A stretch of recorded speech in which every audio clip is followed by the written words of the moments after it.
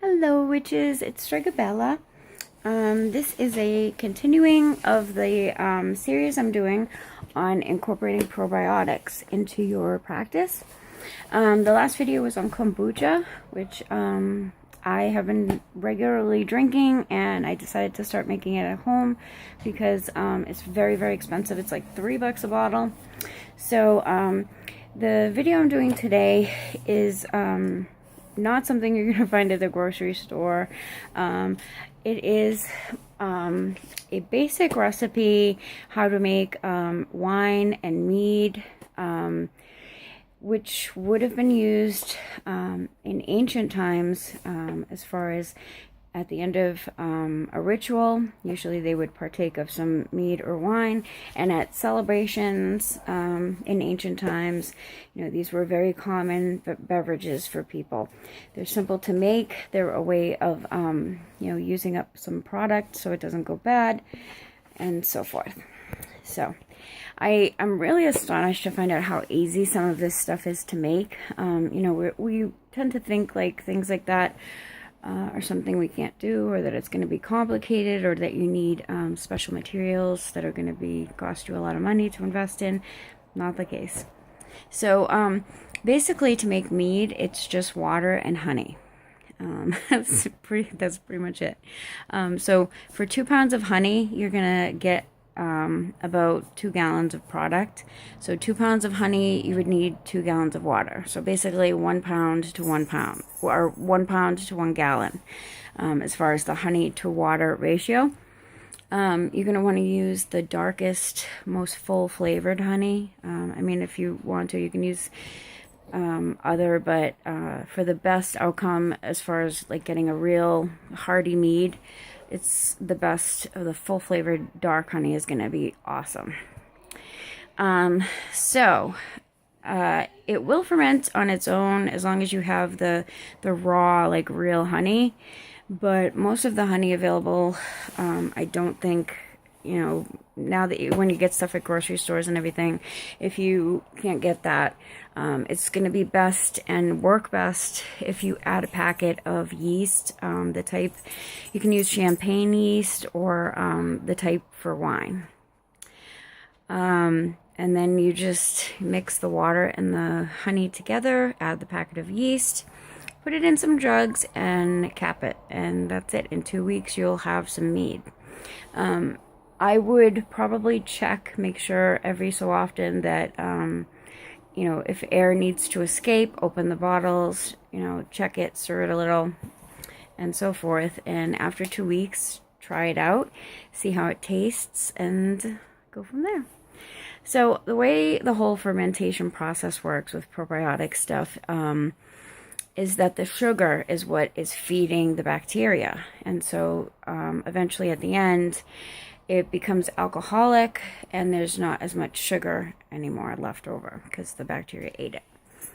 Now, with wine making, instead of honey, you're going to be using sugar, the sugar from the berries. The sugar is what's going to, be the food. And the type of wine I'm going to tell you how to make is not the type of wine that's going to be a lot of alcohol. It's low alcohol, similar to, the longer you let it ferment, it's going to get more. And even after you put your stuff in like a permanent bottle or in the refrigerator, it still does continue to ferment, but just not as fast as in the beginning. It's basically the same instructions as with the mead recipe, but with the water, you're going to add crushed berries, peaches, flowers, nettles, whatever type of wine you're going to try to make. It's going to be water plus whatever the sugar you're going to use with any fruit or flower, basically. So it's the same idea. Depending how much of it you have to, equate the ratio of water. And I haven't actually done this yet. So this one, I really don't know. Like you're gonna have to like try it and see for your own taste. Some people like their their wine really strong, really flavorful. Other people like it more light. So it's kind of like, I use the basic mead recipe, but you can adjust it as you see fit, depending how it comes out. And, use your judgment. Obviously, how many pounds of fruit you have, how much quantity it is. But the idea is it should be similar in measurement to the mead. You don't want to get it, just put a little tiny bit and you're not going to get the same result, obviously. So yeah, that sounds pretty simple. Cider is another one that people make. Cider, in the old days, apples grew, really easy, really well. They fall off the trees, they're all over the place.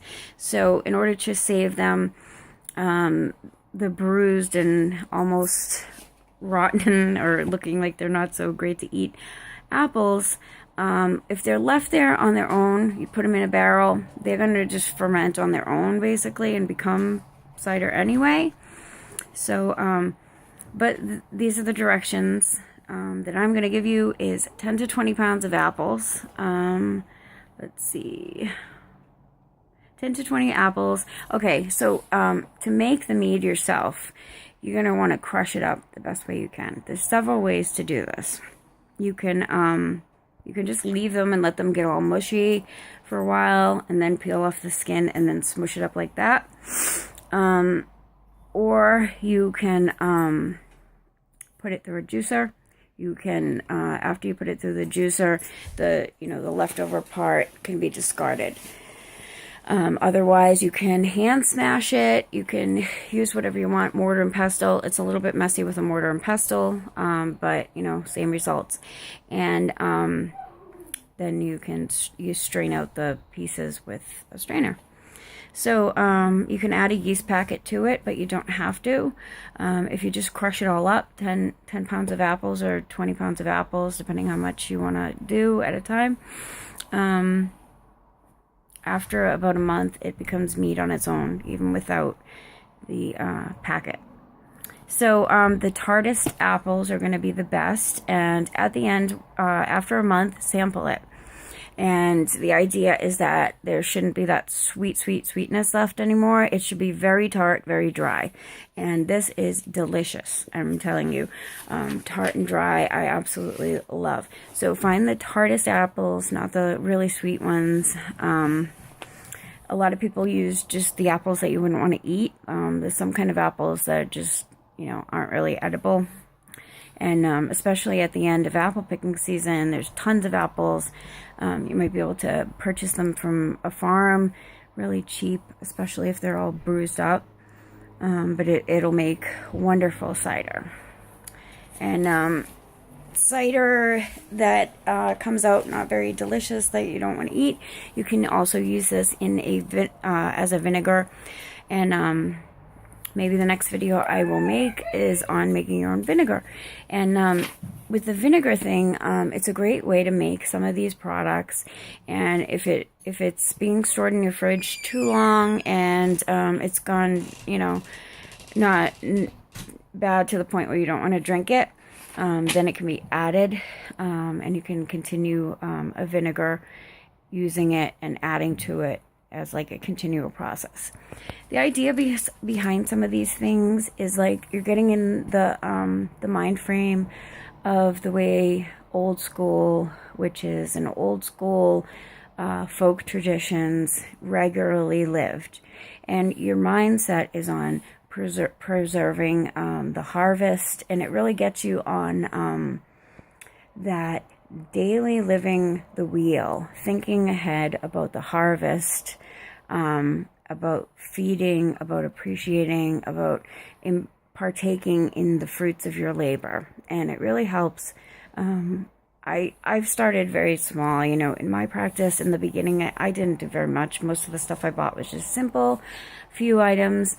And as time went on, I started to try growing my own herbs. And once you start the process and you start to appreciate what it takes to cultivate something, take care of it, grow it, watch it become something, and then using it, it really gives you a deeper appreciation for the earth and its resources, and it really makes you realize and think about what you're buying at the grocery store compared to what you can make on your own. And it makes you realize how just how corrupted the society has become, as far as like, you know, modifying and adding poisons and chemicals into our foods. And so when I partake in something like that, in a ritual sense, like at the end of a ritual, you partake in your mead, your wine, and if you made it with your own hands, it's a very spiritual experience, and it really intensifies your practice. And sharing it with other people, you know, if you're in a coven or a group, it feels good. It's very a very spiritual experience, and it really connects you with the earth and the universe. So I hope you like this, and blessed be. Bye.